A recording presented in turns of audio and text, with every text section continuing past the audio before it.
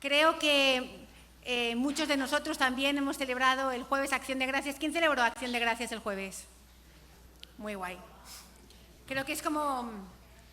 Yo pensaba que muchas veces nosotros tenemos que, obviamente, vaciarnos de muchas costumbres del mundo. Para los que son nuevos en la iglesia, quiero contaros que nosotros no celebramos las Navidades porque creemos que es una costumbre del mundo. Pero bueno, ya me imagino que Quique Padre, el pastor, os lo contará a lo largo de estos días. Pero siempre Dios llena los huecos con cosas que tienen que ver, obviamente, con Él, ¿no? Y cuando uno se pone a estudiar un poquito la historia de Thanksgiving, pues realmente tiene que ver con los colonos ingleses que eran cristianos, que fueron a Estados Unidos, que comenzaron como por costumbre a reunirse cuando se acababan las cosechas, o no sé si cuando se acababan o cuando empezaban, pero bueno, con las cosechas desde luego. Y para dar gracias, y ya en el siglo XVIII, principios de XIX, o puede que XIX, porque no lo sé muy bien, Washington, ¿vale? El presidente de Estados Unidos, George Washington, lo instituyó y lo declaró fiesta nacional. Pero la idea es que es una fiesta motivada para darle gracias al Señor, y creo que es una costumbre muy bonita que obviamente nosotros como cristianos, porque es darle gracias a Dios, podemos implantar en nuestra familia, en nuestras costumbres. Ayer nosotros estuvimos aquí en Plus, Acción de Gracias, y fue muy bonito porque siempre es agradable escuchar las cosas que Dios hace en nuestras vidas. Muy bien, hace 3 semanas Manolito nos compartió acerca de no diluir la iglesia, no sé si os acordáis, pero bueno. Y entonces ahí él me dejó como la puerta abierta para hablar de no diluyamos la iglesia 2.0 o la disolución de la iglesia ataca de nuevo. Vale, podéis ponerle el título que queráis.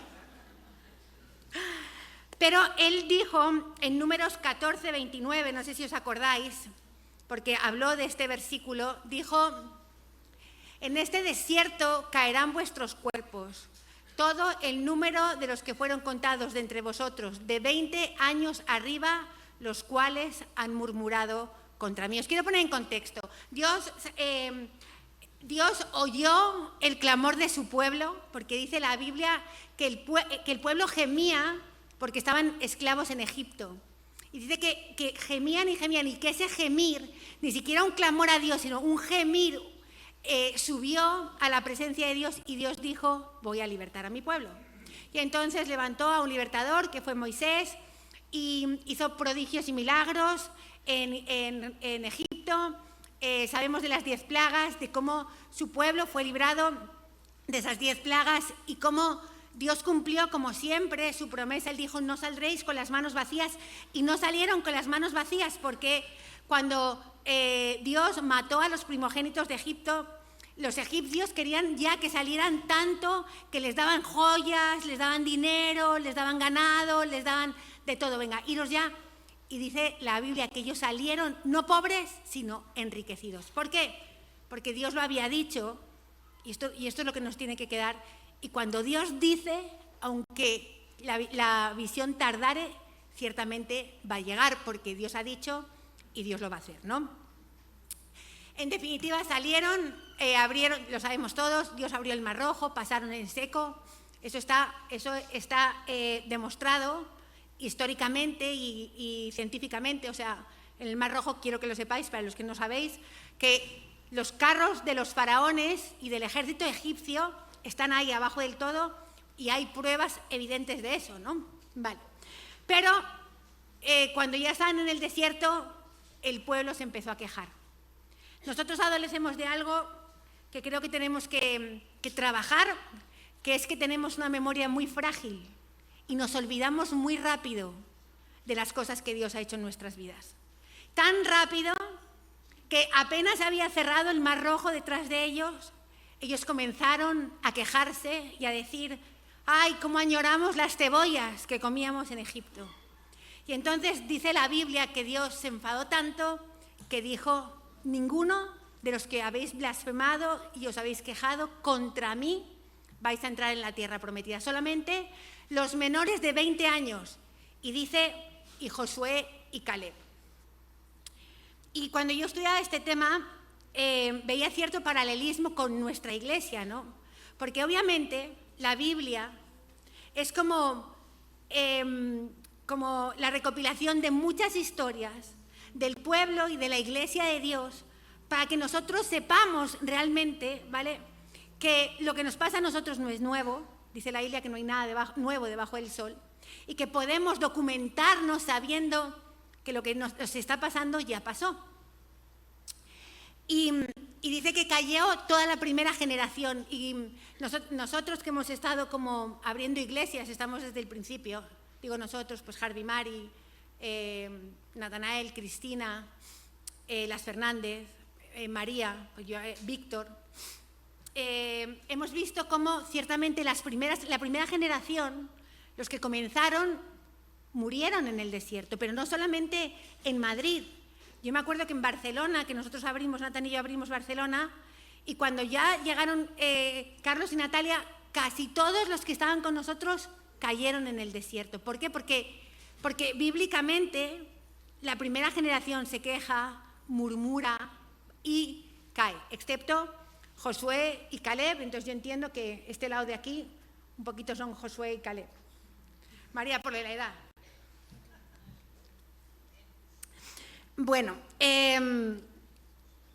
entonces nos encontramos con que Moisés tiene que reescribir la ley, no reescribirla, pero tiene que comenzar de nuevo con una generación menor de 20 años. Imaginaos tal vez niños de 5, niños de 2. Esos niños de 2, de 5, posiblemente no se acuerdan, no recordaban pues todo lo que había pasado en Egipto, no eran conscientes de las moscas, porque nuestros niños, por ejemplo, no son conscientes del calor que hace en el redil. Es una cosa de locos. O sea, los ves a los 40 grados del mediodía, de las 4 de la tarde, sin gorra, sin nada, jugando ahí como locos, y les dices: pero bueno, niños, ¿no tenéis calor? No, ¿qué es el calor? No lo entienden, ¿no? O sea, no lo recuerdan. Entonces, Moisés tuvo que empezar de nuevo, y en el libro de Deuteronomio, en realidad, lo que Moisés está haciendo de alguna manera es reescribir la ley, pero para esa generación, para esa nueva generación, ¿no? Y lo que hace es que, bueno, pues en esos 40 años que estuvieron en el desierto, ¿por qué estuvieron 40 años? Bueno, estuvieron 40 años primero porque tenían que morir todos los que habían salido de Egipto, y tardaron 40 años en morir. Y ese tiempo Moisés lo aprovechó ¿para qué? Para enseñar a la nueva generación cómo reaccionar frente a Dios. ¿Y cómo tienen que reaccionar? ¿Qué les enseñó? Les enseñó que tenían que reaccionar con gratitud y con obediencia. Y me pareció genial. ¿Por qué? Porque mira, si nosotros tenemos esos dos elementos en nuestras vidas, nosotros vamos a poder tirar para adelante. ¿Por qué es tan importante ser agradecidos? Porque cuando tú eres agradecido, tú estás reconociendo que todo lo que tienes te ha sido dado. En Corintios dice: ¿de qué te jactas si todo lo que tienes te ha sido dado? Y es verdad. En el libro de Cómo criar hijos felices y obedientes dice que no alabes a tus hijos por lo que ellos tienen de fábrica. ¡Ay, qué bonito eres! ¡Qué ojos tan bonitos! Porque ellos empiezan como a envanecerse. Porque eso les viene de fábrica, no es de ellos. En todo caso, si quieres afirmar a tus hijos, hazlo por las cosas que hacen, porque te ayudan, porque son solícitos, porque son educados, porque saben saludar. Pero no porque, ¡ay, tienes un pelo tan precioso! Porque esas cosas lo que hace es que nos envanece, nos llena de vanidad y de orgullo, y eso no es nuestro. Entonces, cuando tú eres agradecido y sabes que todo lo que ocurre en tu vida, y cuando digo todo es todo, cuando sabes que lo bueno y lo malo vienen de Dios, porque es que lo bueno y lo malo proceden de Dios, y eres agradecido y te sujetas y te sometes, tú vas a tener una buena vida. Y esto es la gratitud. Y después, obediencia. ¿Obediencia qué es? Obediencia es creer literalmente que todo lo que dice Dios es verdad y es así. Y Jesús un día le decía al ciego, ve y lávate los ojos. Y otra vez decía, le escupía en los ojos. Y otra vez le ponía barro. ¿Y por qué? Porque así lo quiere Dios. Y no podemos estar todo el tiempo, ay, pero ¿por qué? Ay, pero ¿por qué? ¿Pero por qué me dices así? Toda la vida peleando con Dios. No, o sea, Dios ha dicho y se hace. Como dijo Job, Dios dio y Dios quitó, sea Jehová bendito. Y si nosotros somos capaces en este momento de implementar a nuestra vida, de verdad, la gratitud y la obediencia, y la gratitud se lleva fatal con la queja. O sea, es muy difícil decir, no, yo soy agradecido y estar todo el día quejándote. Ay, yo digo, qué impresionante cómo somos con la temperatura. Cuando estamos en verano no podemos del calor, qué calor, a ver si llega el invierno. Y cuando llega el invierno, ay, qué pereza, qué frío, a ver si... ¿No os habéis oído nunca así? Yo digo, pero por favor, ¿cómo es posible que seamos tan quejicas? Entonces, la gratitud se lleva muy mal con la queja. Pero en definitiva Moisés lo que les enseñó fue que ellos tenían que reaccionar frente al Señor y a ciertas situaciones con dos elementos, con obediencia y con gratitud. ¿A qué? Primero que todo, tenían que reaccionar con gratitud y obediencia a la elección como pueblo de Dios. Ellos tenían que estar agradecidos porque Dios los había escogido como su pueblo. Y ellos tenían que reaccionar con obediencia porque Dios los había escogido como su pueblo. Dice la Biblia en Deuteronomio 7:6, dice, porque tú eres pueblo santo para Jehová tu Dios. Jehová tu Dios te ha escogido para serle un pueblo especial más que todos los pueblos que están sobre la tierra. Y 1 Pedro 2:9, mas vosotros sois linaje escogido, real sacerdocio, nación santa, pueblo adquirido por Dios, para que anunciéis las virtudes de aquel que os llamó de las tinieblas a su luz admirable. Y estos versículos, ahora en el fragor de la reunión y después de la alabanza, nos sientan fenomenal. ¡Guau! Es que nosotros somos no el pueblo escogido, sino el pueblo adquirido, ¿vale? Pero igualmente Dios nos escogió con un propósito. Pero luego muchas veces queremos parecernos a otros pueblos. Fijaos que la Biblia cuenta en Samuel que el pueblo de Israel le dijo a Samuel, danos un rey, porque nosotros queremos tener rey como las otras naciones. Ellos no tenían rey porque ellos tenían a Dios. Dios era el rey de Israel. Pero sin embargo ellos le dijeron al Señor abiertamente, danos un rey porque queremos tenerlo como las otras naciones. Y creo que es importante que nosotros seamos capaces de identificar hoy en qué cosas nos queremos parecer a otras naciones. En qué cosas queremos parecernos al pueblo que está allí fuera. Yo me acuerdo que cuando yo iba a recibir a Cristo, me pasé un año muy malo. Estaba en cuarto de la ESO y un día fui a una discoteca y me encontré como un pulpo en un garaje, fuera de sitio completamente. Y fue tal el sentimiento ese de estoy fuera de sitio que no volví a salir en todo ese año. Pero todo ese año me lo pasé amargada. Y en mi cuarto yo decía, ¿por qué yo no puedo ser como los demás? ¿Por qué yo no había recibido a Cristo todavía? Dice, porque yo no puedo divertirme como los demás se divierten, beber como los otros beben, bailar, que no soy capaz, tengo 54 años y todavía no soy capaz de mover ni nada. Y me daba mucha rabia. Cuando recibí a Cristo, yo entendí que efectivamente Dios me había llamado para ser diferente, pero os voy a decir una cosa, no se me quitó. Y muchas veces, cuando me encontré sola, porque no siempre hemos sido 500 en la iglesia, yo me acuerdo que cuando yo llegué a la CCI, la persona más joven era Emma, y nos llevamos 10 años, Entonces yo tenía 16 y Emma tenía... No, yo tenía 18 y Emma tenía 28, y ella estaba casada, tenía un niño que era Quique, que tenía 3 años, y yo no tenía ni novio. O sea... Y como no me podía ir a dormir a casa de mis amigas, me iba a dormir a casa de Quique y Emma. Imaginaos el cuadro. Y entonces yo ahí me compadecía de mí misma y decía, pero ¿por qué yo no puedo divertirme como los demás? Porque muchas veces, seamos realistas, queremos ser como las otras naciones. Muchas veces, si nosotros somos nobles con nosotros mismos y delante de Dios, queremos celebrar lo que otros celebran. Ay, pero ¿por qué no puedo celebrar la Navidad y poner un arbolito en mi casa con lo bonito que es? ¿O no es verdad? Pero es que nosotros somos un pueblo diferente. Dios nos escogió, y ponme otra vez, Ana, por favor, Deuteronomio 7:6.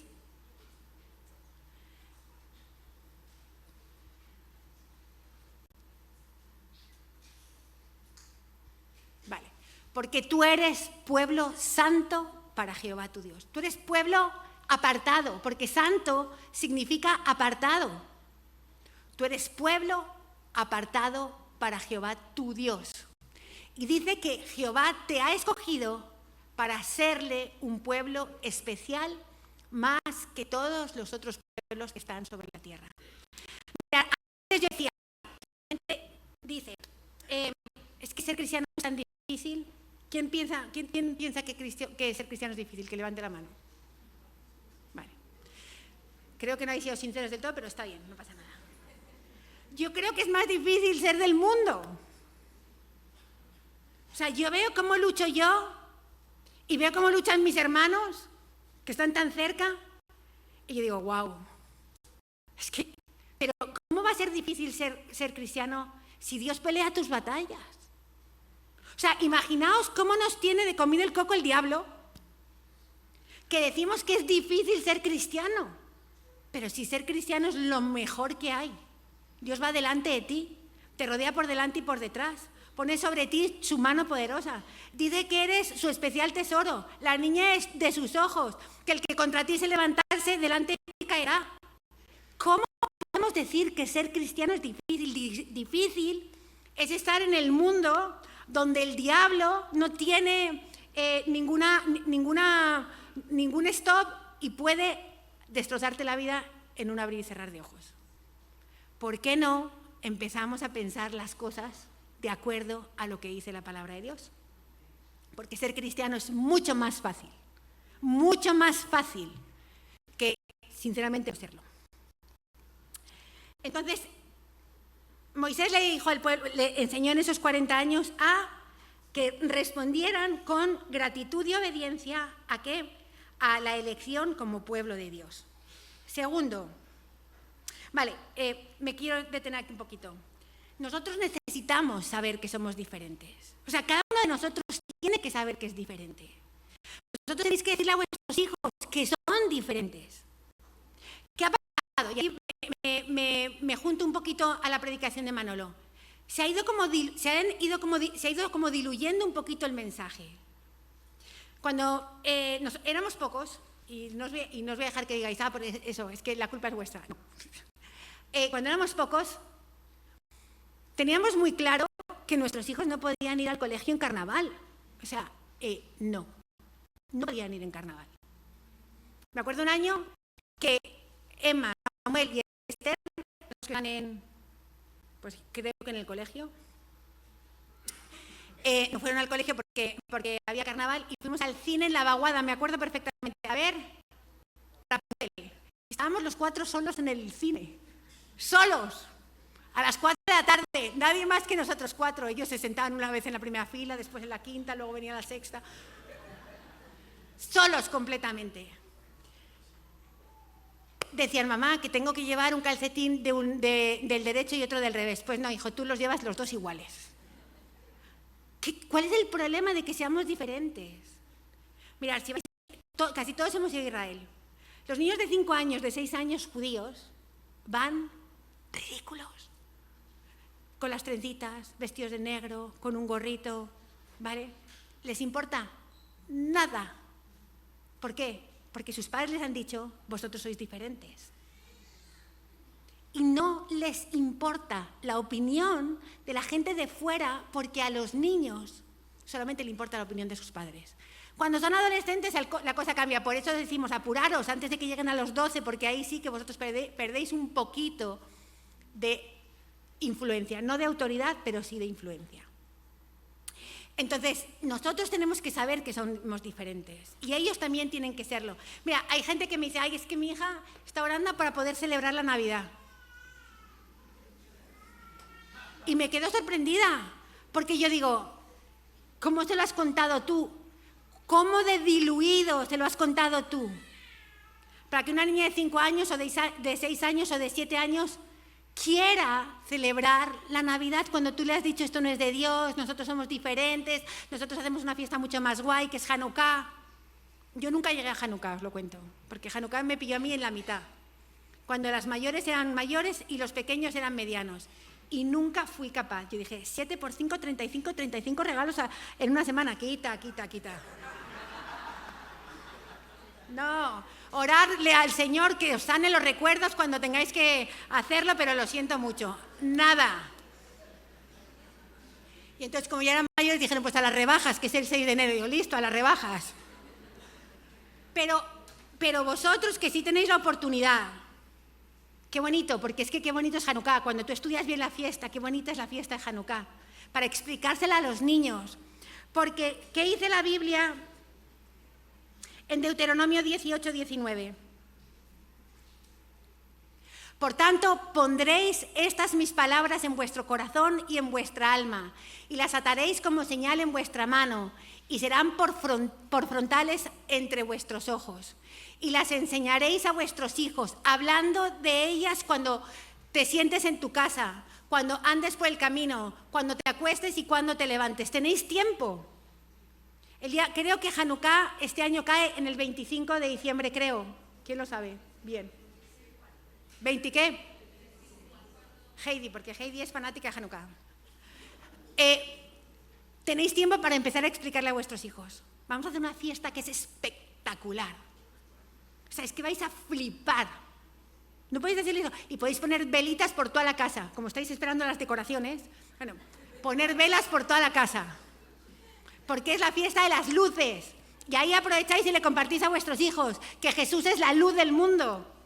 O sea, sinceramente, tenemos tantas oportunidades, pero como estamos como Lot y hemos puesto nuestras tiendas frente a Sodoma y Gomorra y estamos mirando todo el tiempo Sodoma y Gomorra y queriendo estar en Sodoma y Gomorra, porque eso fue lo que le pasó a Lot.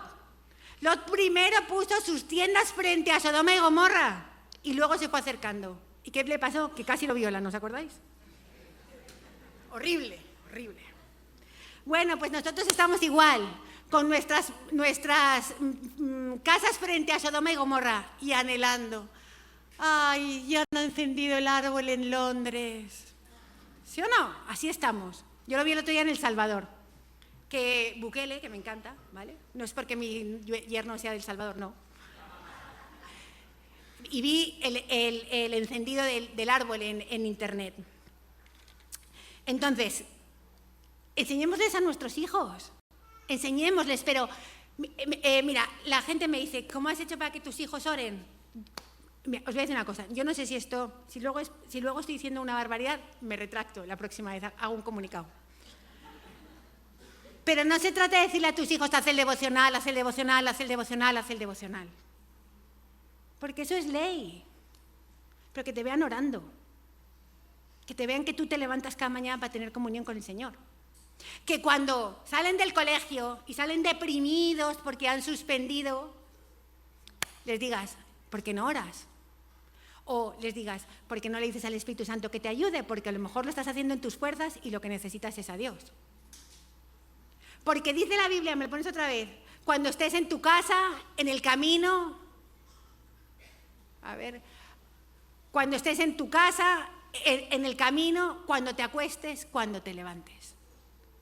Pero si tú le dices, haz el devocional, enciérrate en tu cuarto y haz el devocional. Mis padres me decían a mí, a estudiar tu cuarto. Y me cerraban la puerta. Y yo cogía un libro, una novela que me gustaba mucho leer, y me ponía a leer la novela. Por supuesto, no acabé derecho, obviamente, ¿no? Entonces, se trata de nosotros, se trata de que nosotros les enseñemos, de que tú les digas cuando salen derrotados del colegio, busca el Espíritu Santo, cuando se quejan de la profesora porque es una tonta, le digas, shh, quieto, no toques la autoridad. Se trata de que tú hagas como lo que Pablo le dijo a Timoteo, predica en todo tiempo y cuando no puedas predicar, entonces habla. Somos nosotros, única y exclusivamente los padres, los responsables de formar el carácter en la vida de nuestros hijos. Y le voy a tirar un poquito a las madres, más las madres que los padres. No digáis amén, porque cuando salen torcidos no me queréis escuchar. Más las madres que los padres. Porque la mujer sabia es la que edifica el hogar. Entonces es la madre la que tiene más tiempo para corregir. Es más tiempo para mirar, para ver los errores, los equívocos y para coger el implemento y usarlo.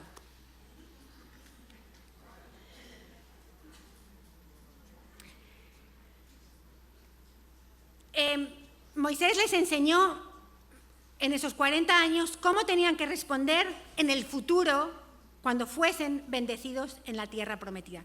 Ana, ponme Deuteronomio 8, del 11 al 14, por favor. Dice, cuídate de no olvidarte de Jehová tu Dios para cumplir sus mandamientos, sus decretos y sus estatutos que yo te ordeno hoy. No suceda que comas y te sacies y habites en buenas casas, y edifiques buenas casas en que habites. Déjamelo ahí un momento. Dice el Señor, literalmente dice, no vaya a ser que te olvides.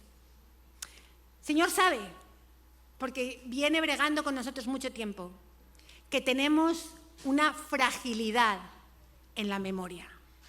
Somos frágiles de memoria. Y Dios aquí estaba diciendo muchas cosas importantes. No vaya a ser que te olvides. Y dice, porque nos suceda que comas y te sacies y edifiques buenas casas en que habites. El plan de Dios es bendecirnos. Ese es el plan de Dios. Él sabía lo que iba a pasar. Él sabía que iban a habitar buenas tierras. Él sabía que iban a ser bendecidos, que iban a estar en buenas casas, que iban a comer y se iban a saciar. Él sabía. Y por eso le dice, no vaya a ser que te olvides. 40 años estuvo Moisés instruyendo, ¿vale?, a esa generación menor de 20 años para que supiesen reaccionar. ¿Y qué pasó? Dice Josué 24, del 14 al 17. Ahora pues, dice, ya Josué se está despidiendo, ya hemos pasado el desierto, han conquistado la tierra prometida, han llegado a ese lugar donde efectivamente van a edificar casas, van a levantar casas y se van a saciar. Y Josué sabe que está pronto para morirse y dice, ahora pues temed a Jehová y servirle con integridad y en verdad, y quitar de entre vosotros los dioses a los cuales sirvieron vuestros padres al otro lado del río y en Egipto, y servid a Jehová. Mira, ellos habían conquistado la tierra, ya estaban edificando, ya habían sembrado, ya estaban esperando el primer cultivo. Y Josué les dice, me voy. Ya han sido bendecidos y sin embargo les dice, quitad de vuestras vidas los dioses de vuestros padres. Porque muchas veces estamos aquí sentados, pero en nuestro corazón, ¿os acordáis de los lugares altos de Reyes? Pero en nuestro corazón tenemos muchos lugares altos. Tenemos muchos dioses que son de nuestra familia, de nuestros padres. Tal vez se me ocurre el amor a lo material, que es una cosa que está extendida a lo largo y ancho del mundo. Y Josué le dice, cuidaos de los dioses que hay en vuestro corazón. Seguimos. El 15. Y si mal os parece servir a Jehová, escogeos hoy a quien sirváis, si a los dioses a quienes sirvieron vuestros padres cuando estuvieron al otro lado del río, o a los dioses de los amorreos en cuya tierra habitáis, pero yo y mi casa serviremos a Yahweh. Mirad, nosotros venimos da igual, Chinchiná se me ocurre ahora. ¿Quién hay de Chinchiná? Nadie. Ana, Consuelito. Bueno, nosotros venimos con suelito de Chinchina. Y entonces Dios nos dice, suelta los dioses que traes de Chinchina, pero no cojas los dioses que hay en España. No los cojas. La fiesta, la cervecita, el amor, la blasfemia, la moral flexible. No cojas esos demonios, no los cojas, no cojas esos dioses. Y ellos dijeron, ¿y ellos qué dijeron? Anus, pónmelo ahí. Entonces el pueblo respondió y dijo, nunca tal nos acontezca que dejemos a Jehová para servir a otros dioses. Pero la realidad es en el pueblo de Israel, y creo que también en nosotros, que aunque muchas veces hemos dicho que no nos acontezca tal cosa, la realidad es que nosotros tenemos el corazón dividido en muchas oportunidades. Y la realidad es que no servimos a Dios con todo nuestro corazón, con toda nuestra mente, con todas nuestras fuerzas y con todo nuestro ser. Yo, la primera. Y después de ahí, pues, no lo sé. Vale.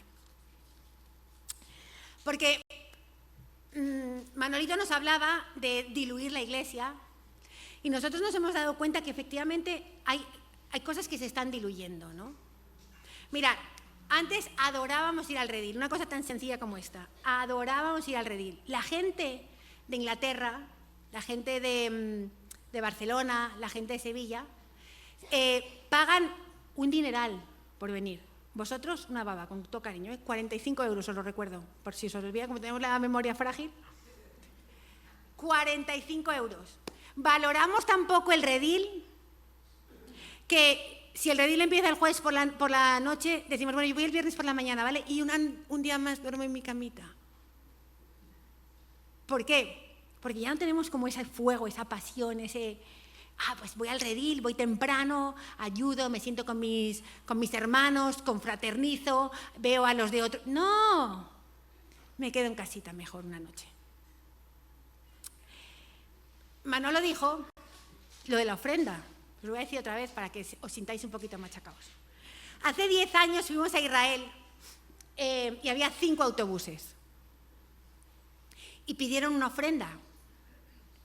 Y creo que se juntaron, vamos a decir, 12.000 euros, 250 personas. Los autobuses son de 50, 50 por 5, 250, ¿no? Listo, 250.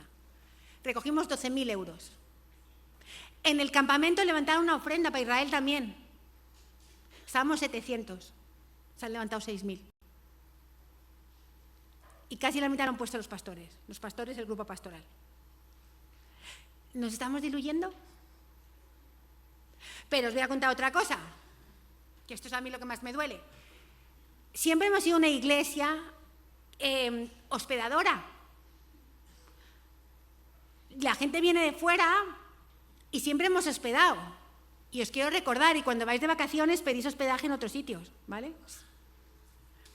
Y sin embargo, este año pedimos para hospedar gente en el Congreso y nadie nos contestó.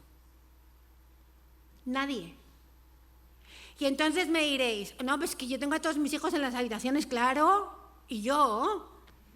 Pero es que yo los saco para poner a la persona que tengo que hospedar. Porque eso es lo que se hace. Te incomodas, te estrechas. Y no solamente te incomodas y te estrechas, le brindas a la persona que viene el mejor cuarto.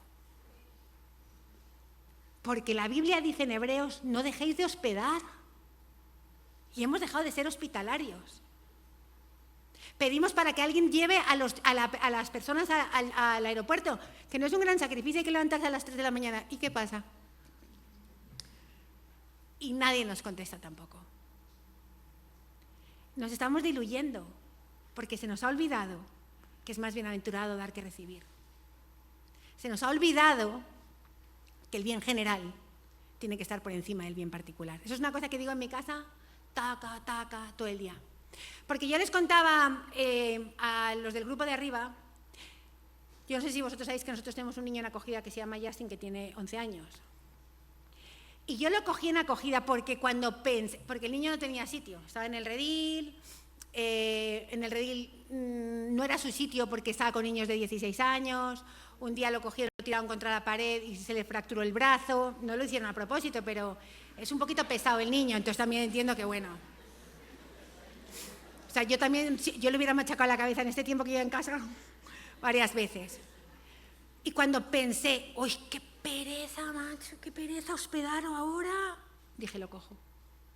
Es que me estaba acomodando, yo me di cuenta que yo me estaba acomodando. Entonces fui a mi casa y dije, vamos a coger, al principio cogimos 2, ya luego dijimos, mira Heidi, quedaos vosotros con uno porque nosotros no podemos.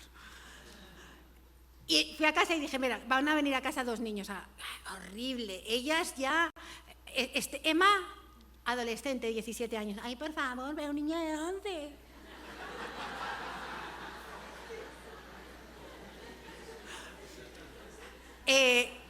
Belén, yo no puedo.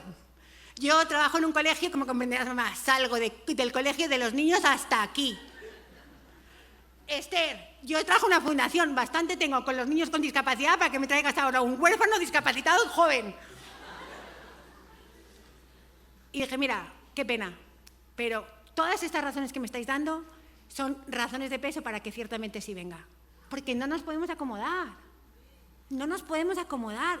Es que Dios nos llamó a otra cosa. Mirad, estoy impresionada con lo de Valencia. ¿Cómo nos cuesta levantar gente para Valencia? ¿Quién quiere ir a Valencia? Vosotros veis que la gente del mundo cruza el puente, contentos porque van a ayudar. Y nosotros, la iglesia, ay, es que este fin de semana no puedo, que mi hijo tiene partido de fútbol. ¿Dónde juega? ¿En el Madrid o qué?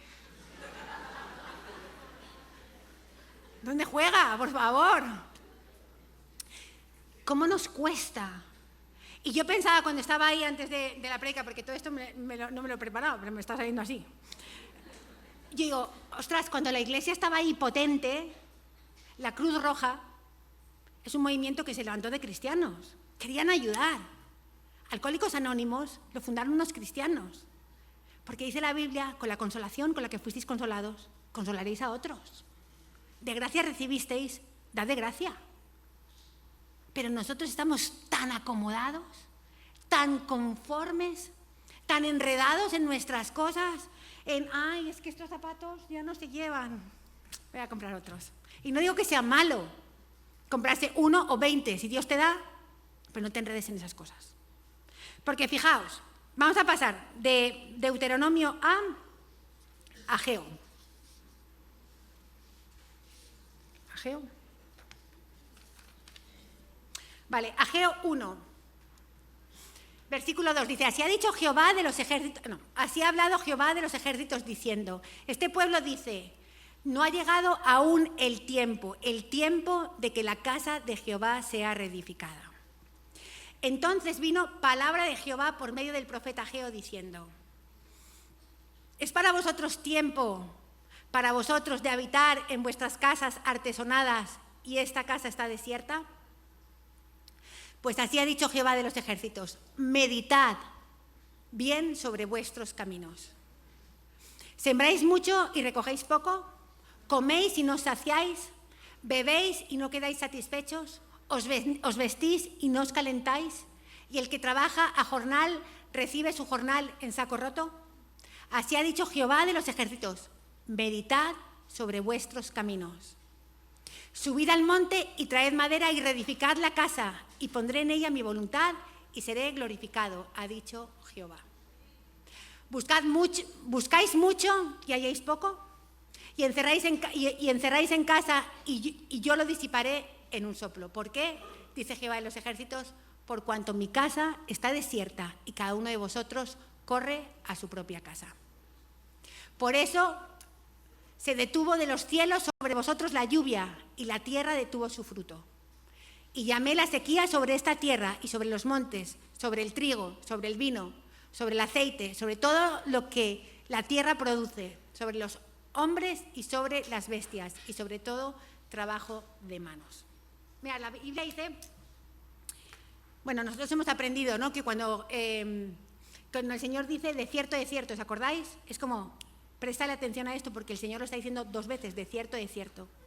Y aquí en estos versículos Dios dice 2 veces, meditad en vuestros caminos. Porque, ¿qué es lo que pasó? Mirad, el pueblo de Israel, una vez más, bueno, les habían dado permiso para ir a Jerusalén de mano de Zorobabel para reconstruir el templo. Y ellos empezaron a reconstruir el templo, pero de pronto vinieron como ciertas adversidades y entonces ya dejaron de construir el templo y se dedicaron a construir sus propias casas. Y entonces vino palabra de Jehová al profeta diciendo, vuestras casas están artesonadas y la mía está desnuda. Y yo pensaba, ¿no?, que esto tiene como una doble aplicación. Tiene que ver evidentemente con la Iglesia. Muchas veces nosotros estamos tan preocupados y ahí es donde digo, ¿cómo cuesta que la gente vaya a Valencia? No, es que tengo que hacer tantas casas. Estamos como aquellos discípulos que le dijeron a Jesús, te seguiré, pero déjame que voy a ir a enterrar a mi padre, déjame que, ¿os acordáis? ¿Y qué le dijo Jesús? Deja que los muertos entierren a sus muertos. Siempre estamos poniendo excusas, ¿no? Hay que ir al redil, hay una gracias, brigada. Ay, justo este fin de semana no puedo, pero el siguiente, qué casualidad que el siguiente no hay. Así.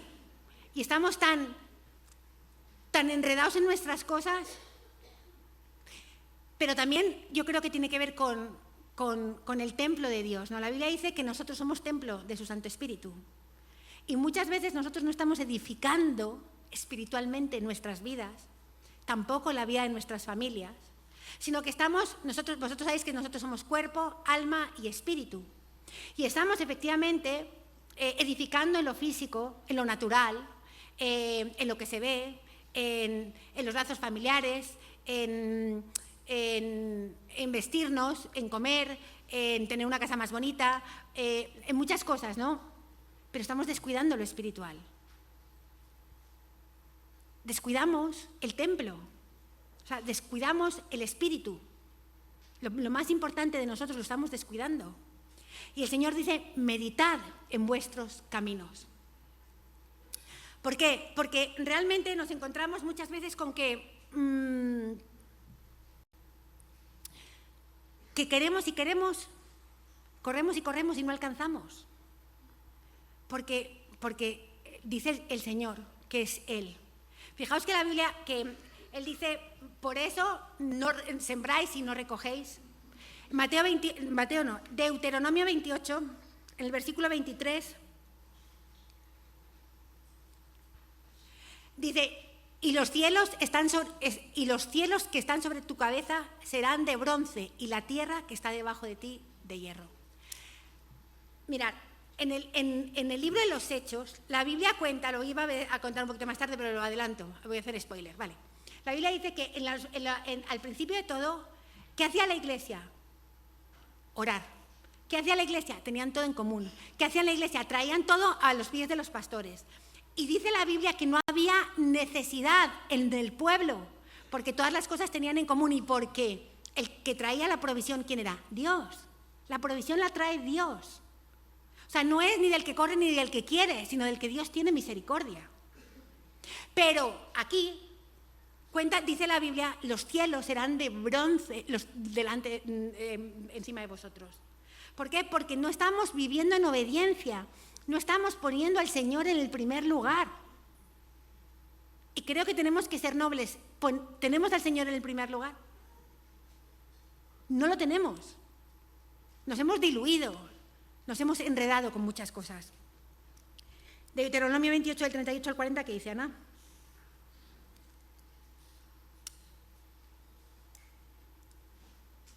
Hace un calor.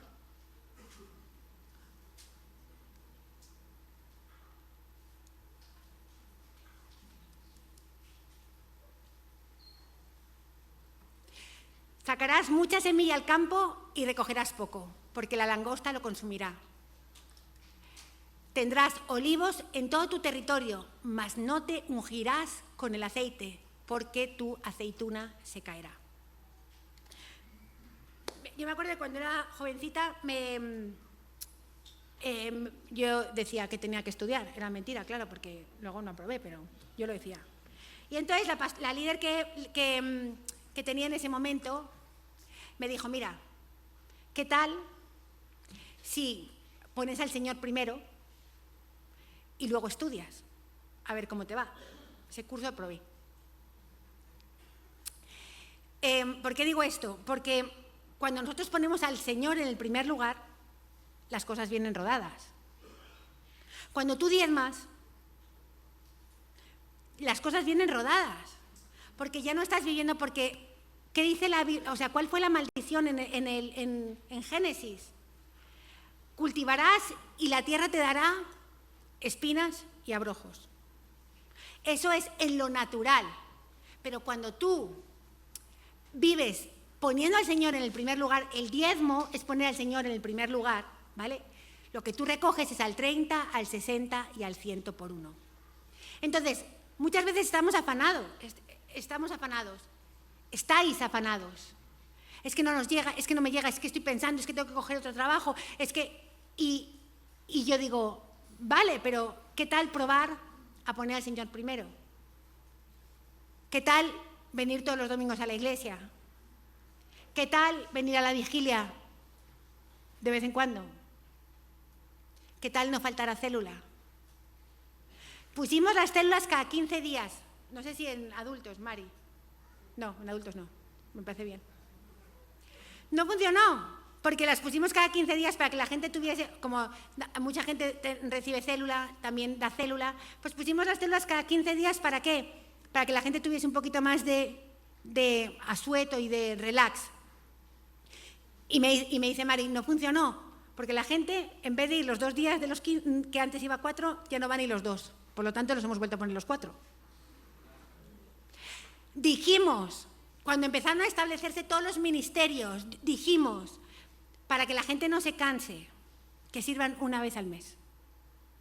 Que en PKPC sirvan una vez al mes. Que en cocina sirvan una vez al mes. Que en Ujieres sirvan una vez al mes. Que en cafetería sirvan una vez al mes. Hay bajas de locos. No sé si sabéis que España es de los países con no sé cómo se llama, gracias, absentismo más alto que hay. ¿Qué quiere decir eso? Que en España es de los países donde más gente falta a trabajar. Bueno, pues la CCI también. También. Natalia Gutiérrez todo el tiempo está a última hora buscando reemplazos para cocina, porque nadie puede. Ponemos los cuadrantes el primer mes y preguntamos cuál es la disponibilidad. Me encanta que prediquéis conmigo. La disponibilidad. Y nadie puede. O sea, les toca un día y no pueden ni un día. Y entonces, ¿cómo no van a ser sobre nosotros los cielos de bronce? ¿Cómo no va a estar la tierra dura para que nosotros la manejemos? Y entonces nos quejamos, ay, es que mi jefe es tan malo, no me sube el sueldo, ay, es que la retención del IRPF, que es verdad. Pero es que nosotros no vivimos así. Porque Mateo 6:33 dice, a ver, que es que me descoordino. Mateo 6:33, Ana, no te lo he dicho, ¿no? Ah, sí, te he dicho, vale. Dice, mas buscad primeramente el reino de Dios y su justicia, y todas estas cosas os serán añadidas. O sea, la Biblia dice, Dios le dice en Ageo, meditad sobre vuestros caminos, porque lo estáis haciendo mal. Lo estáis haciendo en vuestras fuerzas y yo os ofrezco, Mateo 6:33, búscame a mí primero y todas las cosas os van a ser añadidas. Todas las cosas os van a ser añadidas. Si ponéis al Señor en el primer lugar, vais a tener casa, os van a dar hipoteca, vais a poder comprar coche, vais a poder, porque Dios lo hace posible. Pero tiene que ser en este versículo, en este orden. Buscad primeramente el reino de Dios y su justicia. Vale, Manolito nos habló del problema de la oración, ya me quedan 10 minutos, del problema de la oración, que no oramos, y es verdad. Mirad, en el libro de los Hechos, o sea, la iglesia se levantó, en el libro de los Hechos la iglesia se levantó a punta de oración. Mira, Hay documentación bíblica que dice que, por ejemplo, en Hechos 1:13 dice la Biblia, subieron al aposento alto los apóstoles y 120 más, y estaban juntos, unánimes, perseverando en oración, ¿os acordáis? Vale. En Hechos 2 dice la Biblia, estaban reunidos orando cuando llegó el Espíritu Santo. En Hechos 3 dice que Pedro y Juan subían a la hora 9 al templo a la hora de la oración. En Hechos 4 dice que se reunieron a orar en casa de María y cuando oraron en aquel lugar, y cuando estaban orando, aquel lugar tembló. Pero a partir de, dice que en Hechos 6 oraron por los diáconos, todo lo que hacían era orando. Pero a partir del capítulo 6, la iglesia de Jerusalén dejó de orar. Miradlo en el libro de los Hechos porque está ahí todo reflejado. La iglesia de Jerusalén dejó de orar. Y fijaos que en Hechos 11:15, ¿lo tienes ahí, Anos? Dice que Pedro estaba con Cornelio. Y entonces empezó a hablar y dice, estaba contando lo que había pasado. Y dice, y cuando comencé a hablar, cayó el Espíritu Santo sobre ellos también, como sobre nosotros al principio. Como sobre nosotros al principio. Pablo está hablando con un poquito de nostalgia, ¿no lo oís? Bueno, escucharlo bien. Como sobre nosotros al principio. Es como evocando algo que fue y dejó de ser. Como con nostalgia, como al principio. Al principio, a mí me encanta esto, al principio, es que me acuerdo que yo veía a Mari, a Harvey y a Nathan, que Nathan tenía una furgoneta roja horrorosa, ¿vale? Y se subían a las 6:30 de la mañana en Solana de Luche y se iban los tres a Perales a orar a casa de Quique y Emma. Ahí estaba Chonchón afirma con la cabeza, pero ella no iba en la furgoneta, ella iba andando. Y Mari del Río también. Al principio, como al principio, y caía el Espíritu Santo. Pero nosotros también a veces tenemos un poquito de nostalgia, porque tal vez sí hemos perdido un poco de ese principio. Tenemos que orar. Mirad, oír el devocional, le pregunto a la gente, ¿tú te conectas al devocional? Sí, lo oigo. Y yo me rasgo las vestiduras, macho, porque es como el que está, yo oigo las noticias, ¿vale? Pero en el devocional oro. Y cuando se termina, cuando se acaba el devocional, amén, oigo las noticias, me pongo onda cero, pero en el devocional oro. Tener el devocional de fondo, mirad, no voy a decir que es pecado porque Dios sabe lo que es pecado y lo que no, pero para mí, si yo fuese Dios, pecado. Cuando yo estoy, por ejemplo, cuando yo escucho una música de adoración o de alabanza, y entonces me pongo a lo mejor a leer el periódico, quito la canción de oración y de alabanza, de adoración, porque no quiero tener la música de Dios de fondo. No digo que esté mal, ojo, ¿vale? Pero yo no quiero como acostumbrarme, yo, Belén Lorente, yo, no quiero acostumbrarme a que la música de adoración sea de fondo para mí. No sé si me entendéis, porque no quiero que se me endurezca el oído. Entonces la apago. Porque cuando escucho música de adoración quiero estar adorando. Luego hay música para escuchar en el coche. ¿Os habéis dado cuenta que hay música de coche, música para lavar, música para adorar? Hay música de todo tipo. Bueno, cristiana, obvio, ¿vale? No vais a estar pensando que yo estoy escuchando, no sé, la gasolina en el coche, no. Pero hay música de todo tipo, ¿no? Entonces, ¿qué es lo que pasa? ¿Qué es lo que pasa cuando la iglesia deja de orar? Mira, dice... En Romanos 12:1 dice que las finanzas empezaron a secarse. Porque en Hechos 11:28, bueno, efectivamente, dice que en Romanos 12:1, ¿qué pasó? La iglesia ya había dejado de orar. En Hechos 7 ya no se ora, en Hechos 8 tampoco, lo podéis mirar, en Hechos 9 tampoco, en Hechos 10 tampoco, en Hechos 11 tampoco, y en Hechos 12 comienzan a perseguir a la iglesia otra vez. Pero dice la Biblia que en ese tiempo, era Hechos 11:28 que coincide, y dice que levantándose uno de ellos, llamado Ágabo, daba a entender por el Espíritu que vendría una gran hambre en toda la tierra habitada. La iglesia dejó de orar y automáticamente comenzó a haber necesidad. Entonces yo sé que nosotros no tenemos necesidad. Dios es tan bueno que la CCI no tiene necesidad. Ponemos anuncios de trabajo en los grupos y todo el mundo está ocupado y gloria a Dios. Pero eso no quita que si nosotros nos despistamos, mañana tengamos hambre sobre nuestras vidas. Mirad, Salomón se enredó. ¿Os acordáis que Salomón se enredó? Salomón se enredó mucho. Y Dios se molestó, pero dijo, no voy a hacer nada en tiempo de Salomón, por amor a mi siervo David. ¿Os acordáis? Pero ¿cuándo se rompió el reino? Con el hijo de Salomón, con el nieto, Harry. Con el hijo, ¿no? Ernesto, gracias, con el hijo de Salomón. Entonces voy a decir una cosa, tal vez nosotros no vamos a recoger hambruna, tal vez nosotros no vamos a recoger, no sé, ver los cielos cerrados sobre nosotros, pero ¿y nuestros hijos? ¿Pero y nuestros hijos? Porque David fue un hombre conforme al corazón de Dios. Salomón empezó bien y terminó mal. Y el reino se partió en el tiempo de su hijo. Tendremos que orar. Tendremos que buscar al Señor. Y tenemos que buscarlo con una actitud correcta. ¿Por qué? Porque fijaos lo que pasó. Dice la Biblia, y ya terminó, en Hechos 12:5, que echaron mano de Pedro.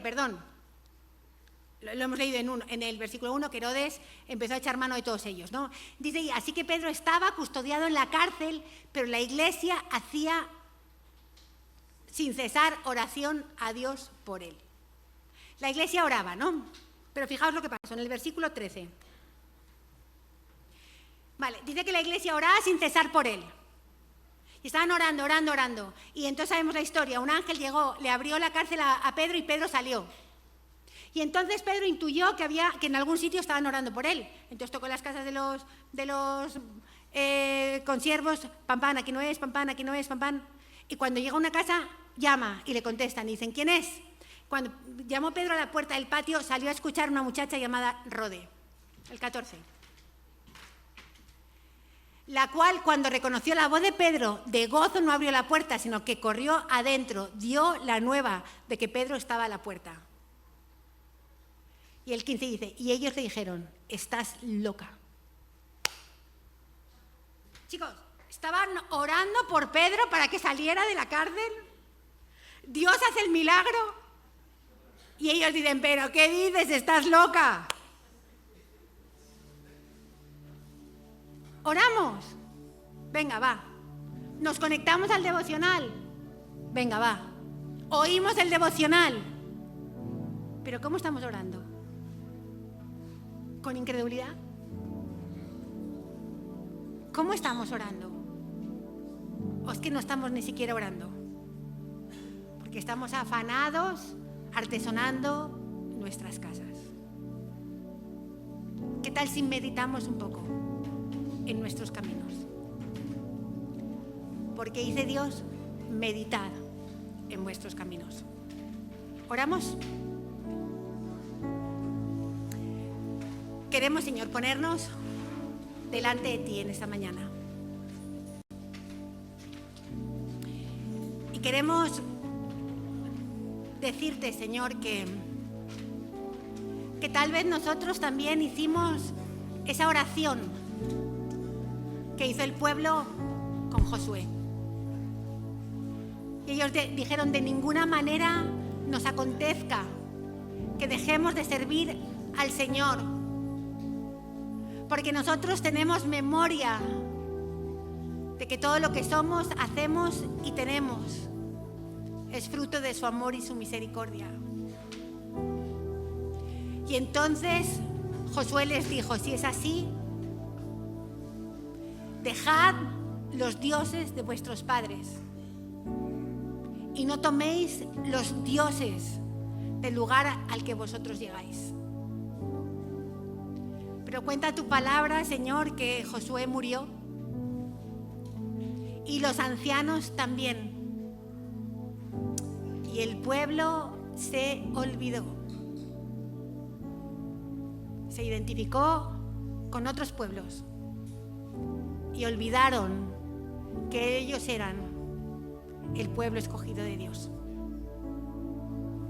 Hoy, Señor, ponemos nuestras vidas delante de ti para decirte, papá, que queremos escribir en nuestra mente gratitud y obediencia.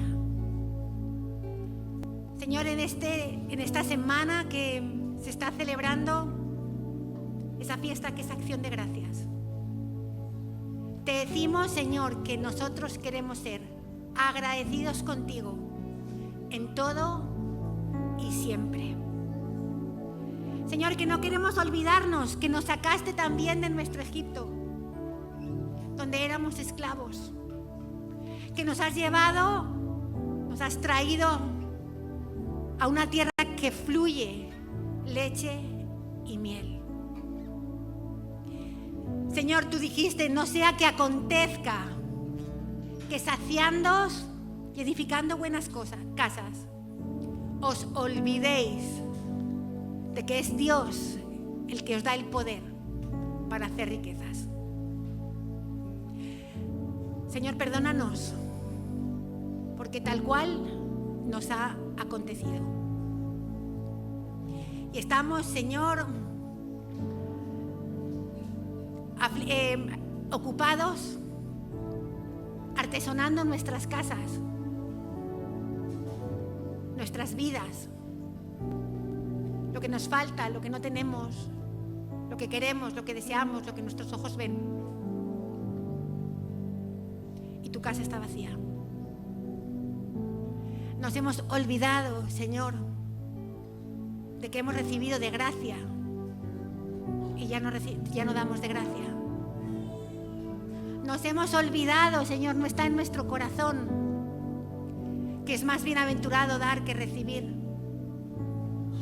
Nos hemos olvidado de que la iglesia es la sal de la tierra y que si la sal pierde su sabor ya no sirve para nada más que para ser hollada. Nos hemos olvidado, Señor, que somos la luz del mundo. Y hoy queremos decirte, Señor, perdónanos. Reconozco, Señor, que no te busco como necesito, que hemos dejado de orar, que nos hemos hecho a este tiempo, a esta cultura, Señor, que todo es reels, cortito, rápido, que si no me canso, que hemos creído, Señor, que las oraciones son de 5 minutos, que basta con oír de fondo el devocional, y me he olvidado de pasar tiempo contigo. Y aunque tal vez, Señor, si vengo a las vigilias y cuando tengo una necesidad oro fervientemente, la verdad, Señor, es que estoy llena de incredulidad. Y no creo que tú eres el Dios de los milagros. No creo, Señor, que tú cambias las cosas, Señor. Se me olvida, Señor, que tú eres el dueño de todo. Que lo que tal vez el diablo ciertamente ha querido para mí, para mal, tú lo conviertes en bien. Y hoy queremos arrepentirnos. Porque tal vez, Señor, no vayamos a ver las consecuencias en nuestras propias vidas. Ya somos mayores, Señor. Pero ¿y nuestros hijos? ¿Y los hijos de nuestros hijos?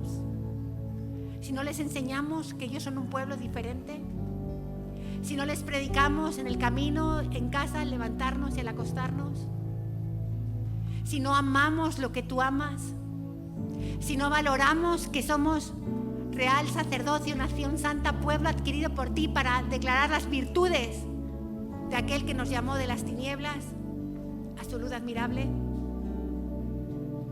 Hoy te decimos, Señor, perdónanos. Perdónanos, oh Dios.